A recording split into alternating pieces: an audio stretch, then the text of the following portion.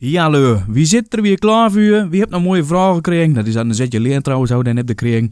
Maar er was er een die vroeg, wat is nou ook de link tussen het Westfaals en het Nederlands en het Neder-Saxisch, zou dat in Nederland kun je het, en het Noord-Neder-Saxisch. Nou, eerst even muziek.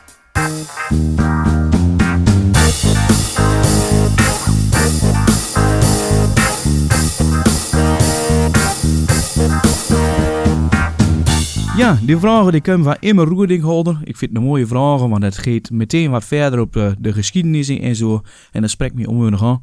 Maar ja, de vraag is eigenlijk waarom is nou in Nederland zo verhollandst? En dat weet heel veel lui niet weten. In Twente denken we allemaal van wie kan je het beste plat?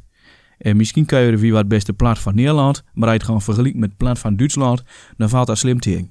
Want ook wie zitten niet aan onderhoedekum dat heel wat invloed van hoe het Hollands heeft meegekregen. En dat steeds zelfs in de beuken bij de geleerde lui bekend als de Hollandse expansie. Je hebt ook de Westfaalse expansie gehad, maar daar kwam dat vuur. Maar daarna in de 16e eeuw, 17e eeuw, 17e jaarhonderd, hoe je het nu weet. Ja, dat was de ronde eeuw van Nederland. Zo leren we dat in de geschiedenisboeken en op de school, zeg maar, de Gouden Eeuw. Maar de Gouden Eeuw voor Holland was een donkere eeuw voor het Neder-Saxisch. Want daarvoor was het Neder-Saxisch altijd een onmeunige, prestigieuze sprake. Dat was de handelssprake van Noordwest-Europa. Dat heb ik al een keer eerder over gehad. Dan moet je maar even een keer op YouTube of op Soundcloud terugkijken.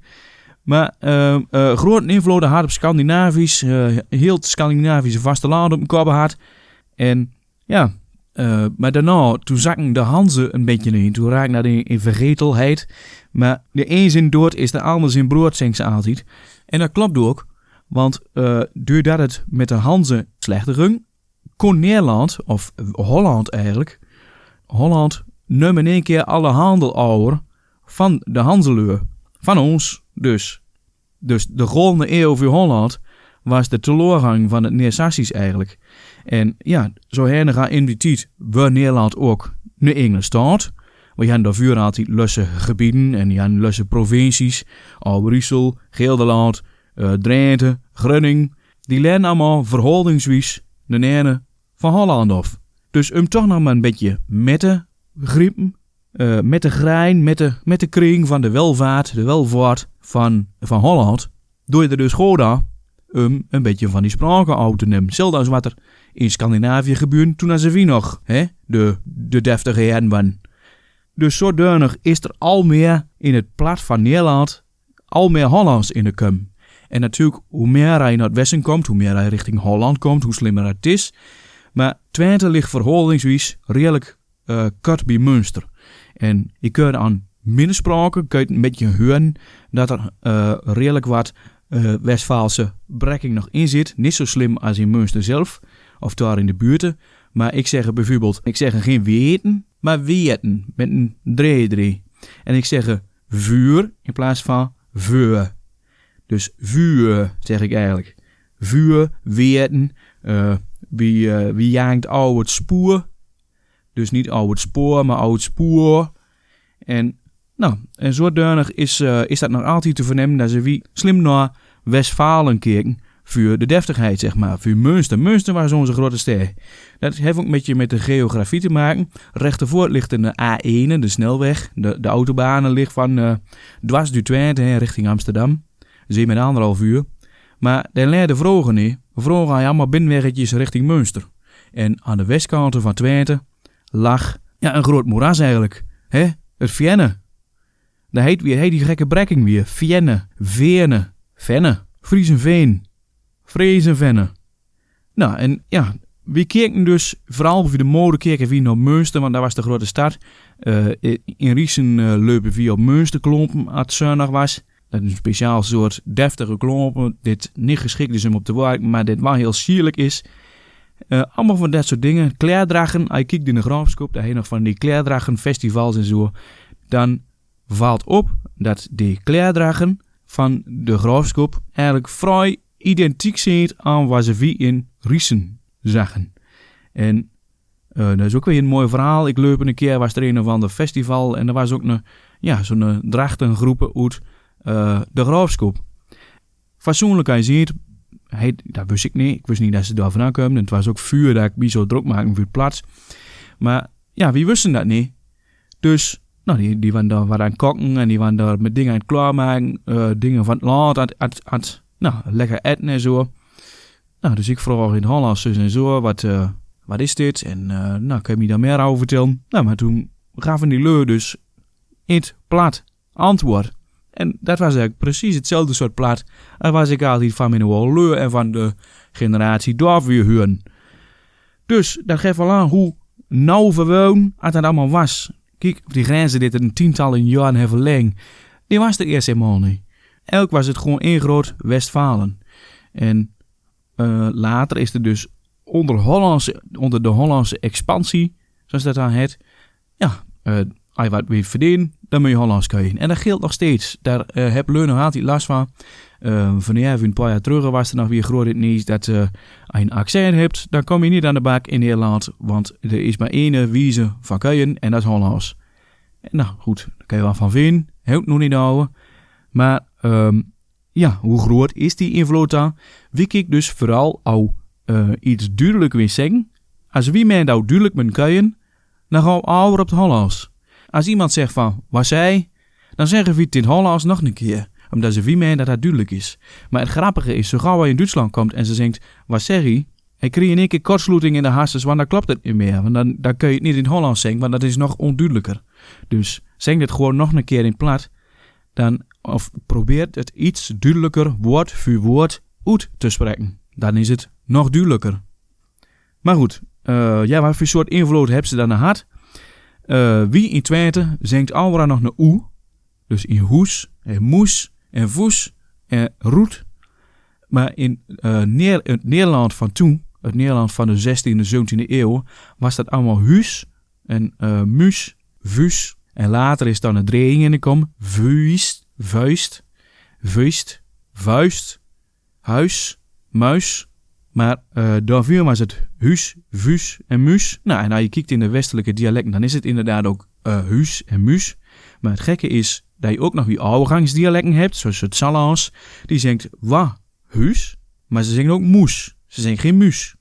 Het bijzondere is, ook in Noord-Nederland, dat ligt nog verder van het centrum af, van de Holland af. Daar hebben ze weer andere dingen middengekregen. Als je kijkt in Nederland, zowat alle Neder-Saxische dialecten, die hoort bij het Westfaals, die wordt standaard bij het Westfaals gerekend, omdat dat zoveel op elkaar ligt. En omdat die allemaal ongeveer lieke grammaticale en fonologische dingen hebt, die het allemaal overeenkomt. Maar alleen het Gronings en het Noord-Drijns, het Noordenvelds, dat wordt vaker tot het Noord-Neder-Saxisch gerekend. Dus dat kunt overeen met Oost-Friesland en Schleswig-Holstein en wat ze daar krijgt. En daarom is het Gronings altijd een beetje vreemd. Of voor de Groningers zelf natuurlijk niet. Voor de rest van de Neder-Saxen wel in Nederland. Maar als je er een beetje in verdiept, dan zie je dat ze eigenlijk dezelfde woorden gebruikt, dezelfde zinsbouw, dezelfde uitdrukkingen eigenlijk. Alleen, ze spreekt het een beetje krang goed voor ons staan, zeg maar. Zoals alles wat bij ons een E heeft, dus B, dat kreeg in Gronings dat een I. Bein, stein, steen. Wat je ook nog weer ziet, is, als je dan weer kijkt naar het Salans. Het Salans heeft bijvoorbeeld een soort klankopheuring gehad. Dus je kunt dat met je, het is, hoe moet ik dat nou zeggen? Ja, wat ik dus zei van hoes we huus. Ons boek, dat wordt een boek. Ons leef, dat wordt een lief. Dat is een beetje hetzelfde als in Nederland. Huis, maar dat was het in Nederland ook. Een boek, wie leest een boek? Een boek, ze zeggen dat nog wel met een lange klank, boek. En ik vind het heel lief. Leef eigenlijk. En met Salans, dat heeft nog weer andere mooie dingen. Dat heeft bijvoorbeeld een verkleinwoord op die, een skutteltie, een deukie. Kijk, wie zegt een deuken of een deukske? Ze zegt een deukie. En als dan in Drenthe kijkt, die hebt dan die klankenbuiging niet meer van doek, deukie. Heb ze niet, ze zegt doek, doekie. Dat is dan weer Drents. Dat heeft weer een andere mate van vernederlandisering mee gemaakt. Als je kijkt naar het Twijs, dat is duidelijk een scheid in te brengen tussen Oost-West en West-West. West-West zou hier iets meer van Nederlands. Maar ook daar zit weer dingen in van het Westvaals. Maar het Oost-West heeft bijvoorbeeld nog doe. Van doe haast en doe wils. Maar het Oost-West heeft ook weer de Westvaalse brekking. Duren zat. Ik weet, dit is allemaal vrij lastig te volgen misschien. Maar als je maar gang ziet, dan hol ik niet op. Maar het Oost-West heeft dus in ieder geval bepaalde klanken dit in het Westvaals nog lang zit. Dus ik noem maar op tegel. Zo'n ding waar je op de grond lengt, waar je een hof lengt, hoe je overheen loopt, een tegel. Dat is dan een tegel. Dus die hebt die J, wat er bij ons in het Westwijs in zit, tegel, heb ze verkort. En dan kom je bij het Fjens uit. Die zingt misschien wat tjerrel. Ik kan het niet weten, want ik kan geen Fjens, maar in ieder geval aan het woordje Fjens kun je het zien. In Friesenveen dus, in Friesenvenne. Wie zingt in Riesen Venne? In Friesenveen zingt ze Vienne. Dus met een J erin. Maar als je dan uitrekt, dan krijg je Vienne. Vienne. En dat is dan weer in het Drents Vene. Of Vene. Maar ook grammaticaal heeft het Hollands flink wat invloed gehad op de meer westelijke dialecten. En dat zie je bijvoorbeeld aan de uitgang en. En wat bedoel ik daarmee? Nou, ik in mijn Twents en in het Sallands en in het Achterhoeks is het wie werkt of wie werkt of wat voor lokale uitspraak heb ik maar het. Maar dat ene is altijd een T. Wie werkt, wie werkt, wie werkt. Er zit een T aan. Maar in het West-Neder-Saxisch is dat wie werken. Dus dat is eigenlijk een beetje het, net als in het Hollands, wij werken. En inmiddels is het Nederlands weer verder ontwikkeld, dat ze de N niet meer uitspreekt, dus wij werken. Dat was altijd waar, werken was de juiste vorm. En wie schreeuwt inderdaad in het Hollands ook nog altijd wij werken. Maar ja, in bijvoorbeeld in het Veluws en in het Stelling waren ze weer niet helemaal zeker of dat Nederlands een invloed is, want er is ook nog weer daar in de buurt, er ligt natuurlijk het Friesk. Het West-Friesk, West-Lauwers-Friesk. Wat ook een sterke identiteit is. En het Stellingwaars heeft bijvoorbeeld weer heel veel Friesk met de kring. En daar zeggen ze ook wie werken. En in Groningen trouwens ook wie werken. Maar dat ligt dan weer Friesk in invloed te zijn. Maar in ieder geval, ja, er zit ook grammaticaal heel wat van het Nederlands, vooral in de westelijke dialecten in. Ook qua woordenschat, als je wie nieuwe woorden nodig hebt, dan kijken we daarvoor naar het Nederlands. Die halen we rechtstreeks uit het Nederlands en in Duitsland kijken ze voor nieuwe woorden naar het Hoogduits. Dus mijn favoriete voorbeeld is het woordje bijvoorbeeld. Wie zingt bijvoorbeeld naar het Hollandse bijvoorbeeld. Maar in Duitsland zingt ze zum Beispiel naar het Hoogduitse zum Beispiel. Dus ja, zo heen is dat een beetje uit elkaar geruid wat woordenschat aangeeft, maar de basis woordenschat blijft altijd nog hetzelfde. En als je met Noord-Duitsers wat vaker treft en bezig wordt en allemaal weer gaat schreeuwen, dan zie je dat het eigenlijk allemaal nog wat metvalt. En er is ook een onderzoek naar West, hoe ver had leu uit Noord-Duitsland en Noord-Nederland, Noordoost-Nederland elkaar nog verstaat. En dat is op woordniveau in ieder geval is dat nog behoorlijk groot. Dus ja, zo hangt die dialecten een beetje samen bij elkaar. En dat is mooi om daar eens een keer doorheen te bladen. Nou, er staat inmiddels genoeg op de Neersasse Wikipedia. Kijk er een keer op. nds-nl.wikipedia.org. Daar kun je een beeld vinden. Anders wil je maar weer weten. En het mooiste is nog, vind ik altijd, dat hoe meer je erin gaat verdiepen, hoe vaker je ziet dat uw dialect helemaal niet zo bijzonder is in vergelijking met andere dialecten. En dat het eigenlijk allemaal hetzelfde is. En dat het een gedeelde oorsprong heeft. Ja, ik heb er genoeg over vinden. Ik weet niet, immer heb je hier genoeg aan. Hector genoeg over en dan kan je het. We zitten daar weer zo wat aan de 15 minuten. Middag, dan hebben we wat om op de koon. Moet er nog meer van weten? Ik de Hollandse expansie hebben gehad. Maar er is ook een hele koppel Mennonisten. Dat is een bepaalde religieuze groep. Die hebben bepaalde dialectdingen met hem. En die ziet de Haddenbegon. Die zit richting Kazachstan, richting Oekraïne en de Baltische Staten en Wit-Rusland. Daar zijn die terechtgekomen. Die hebben daar een enge gemeenschap mee gesticht. Nou, en later toen kwam de Tweede Wereldoorlog. Kwam de Tweede Wereldkrieg. Moet nu met oorlog of krieg. Voor mij is het allebei de goed plat. Maar die werden toen verdreven, want ja, ze menen namelijk dat ze Duitsers waren, dus die waren nou niet zeker. Dus die ziet, hup, de grote bekken oude stukken richting Amerika. Daar is in Amerika terecht te komen, in Canada, in Mexico, in Belize en eigenlijk heel Noord- en Zuid-Amerika. Daar woont nog leu dit platkeuit. En wat dat betreft kun je dat ook weer zien als een bepaalde platte expansie. Maar ik zeg altijd, plat is een weltspraak. En je kunt zelfs in Brazilië, kun je leu nog tegenkomen dit platkeuit. Dat moet allemaal afstammelingen van leu die uit Noordoost-Duitsland, uit Mecklenburg-Vorpommern, vertrekken zijn richting Brazilië. Daar er een gemeenschap mee hebben gesticht. En ja, die leu die kun je gewoon plat. En er is geen mens die het zich met bemuit, dus ja, dan ga ik niet aanschuien. Dus alle wichteren, die kun je nog steeds plat. En inmiddels is het in Mecklenburg-Vorpommern haast zowat zelf oedersterven. Maar in Brazilië kan je het nog steeds honderdduizenden leu plat.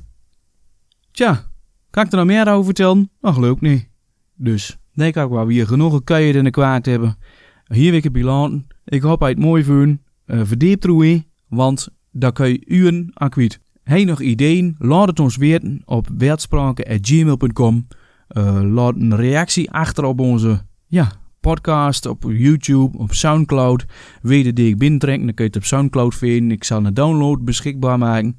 Kijk, dan kun je het binnentrekken en later op hoe enige maakt, kun je het nog weer hernig teruglusten. Als je in de auto zit, of want dat doodleurt, dat heb ik ook alweer gehoord. Je kunt het downloaden, je kunt, als je het hardlopen ziet, kijk hoe, nou, doe maar, hup, kun je hem vandaan stampen, joh. Tenen ben je vertalen, laat gaan. Is trouwens ook al wel een keer idee, want ik heb genoeg ideeën daarvoor. Een plat is een keer uit dat eeuwige kringske van dialect, leefhebbers en klompmakers te trekken. En er is een keer wat moderns mee te doen. Dus waarom doen niet? Is een keer een app in plat, een hardloop-app. Dat je in plat wordt aan de sporen. Vandaan. Nog een keer. Wie hebt nou dat doen vandaan lopen in Twente? Dat is hartstikke mooi. Dat is een 5 kilometer leuk hardlopen duur het Oost-Twentse land. Hartstikke mooi. Schreeuw er allemaal in, zoek dat op.